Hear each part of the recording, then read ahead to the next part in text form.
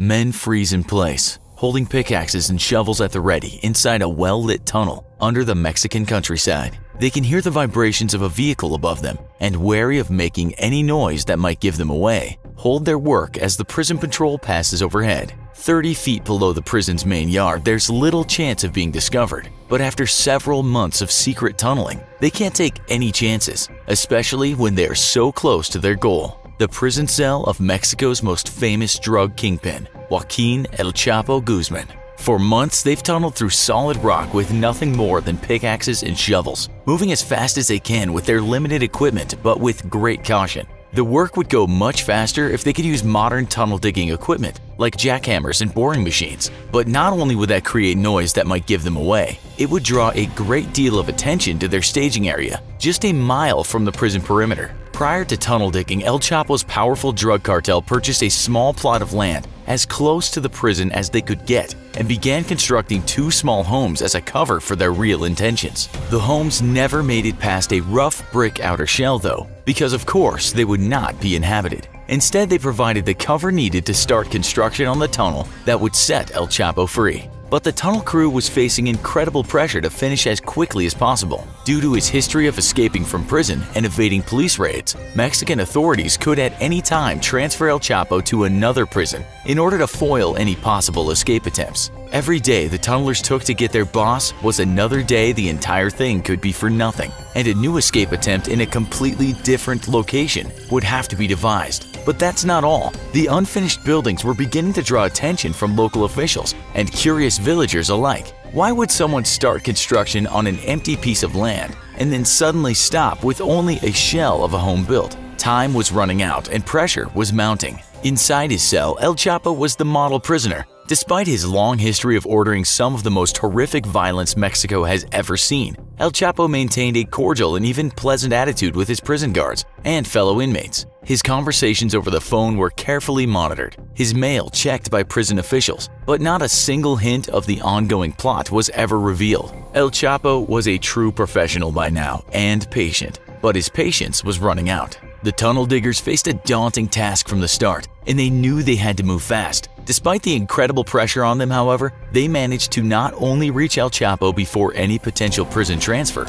but they wound up breaking through to El Chapo's cell just 16 months into his prison stay. The tunnel they constructed was sophisticated, impressing officials who would later remark that a tunnel of that magnitude should have taken 18 months to 2 years to construct. Its walls were reinforced when needed, with wooden paneling, and a generator pumped fresh air through a mile-long ventilation system to keep the tunnel oxygenated. On the ground, the tunnelers had laid down rails and used a motorcycle to shuttle 2 carts, which were filled with dirt back and forth along the shaft. Once El Chapo was reached, he would ride on that same motorcycle and quickly shuttle the mile distance to freedom. All that dirt, though, had to go somewhere, and so the tunnelers cleverly transferred it to the tunnel opening, where others would spread the dirt around on the field outside, rather than dump it in giant piles, which would no doubt draw attention. Still, the presence of fresh dirt littering acres of empty fields was sure to eventually draw attention, and questions that would not be easy to answer for the fake construction crew above ground.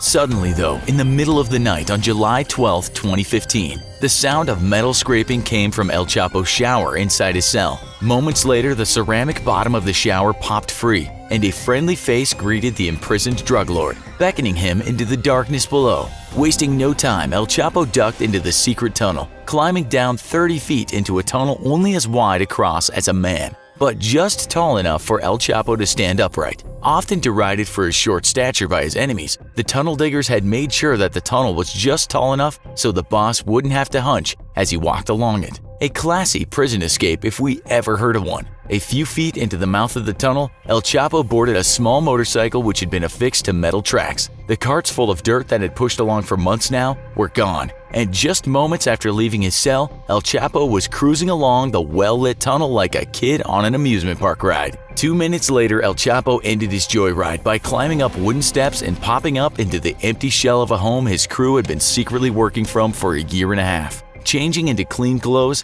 El Chapo then climbed onto a truck and whisked away into the dark of the night, leaving behind an incredible mile-long secret tunnel and completely frustrated prison system and Mexican government both. El Chapo would be caught again just months after his escape, after his newest safe house was given away weeks before his arrival by careless gunmen who were spotted by locals. Responding to reports of heavily armed men, Mexican officials put the house under surveillance and intercepted communications saying that grandma or aunt was coming to visit. Realizing this had to be a high-value target, officials waited for their chance to strike. 1 month later, Mexican Special Forces soldiers raided the home and killed several bodyguards, but El Chapo and one of his most senior lieutenants escaped via, you guessed it, a secret tunnel. Popping up a mile from the home, the two stole a vehicle at gunpoint, though the driver immediately reported it to the police. After issuing an alert for the stolen vehicle, the federal police officers discovered the stolen car and placed the two fugitives under arrest.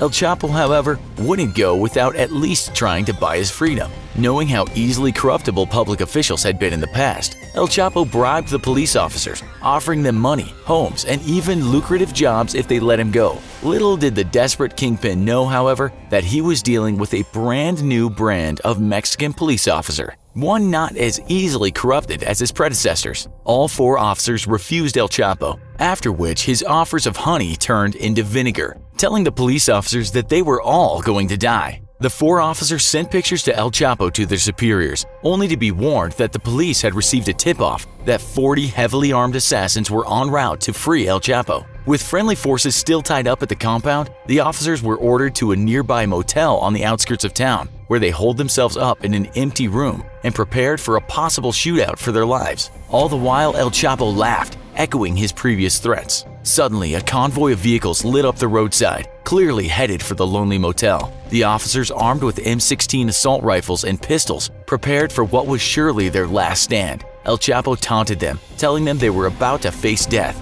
and after them, their families. Yet the officers held their ground, ready to die for duty's sake if need be. As the vehicles began to turn into the parking lot, however, El Chapo's taunts died in his throat. Once the glare of the headlights faded, the barricaded officers could see military trucks full of Mexican Marines rushing to take up defensive positions around the motel. Minutes later, a thoroughly defeated and dejected-looking El Chapo was dragged into an SUV and rushed off to an airfield. El Chapo would not escape from Mexican prison again, and 2 years later, any hope of ever escaping again would be extinguished as Mexico approved an extradition request to the United States. Safely in U.S. custody, El Chapo faces life in prison, and though he may have been one of the deadliest men in Mexico's history, the drug kingpin would ultimately be remembered as nothing more than a sobbing mess as he begged U.S. justice officials for leniency, which they would not grant. If you made it all the way to the end, we suggest you check out our other video,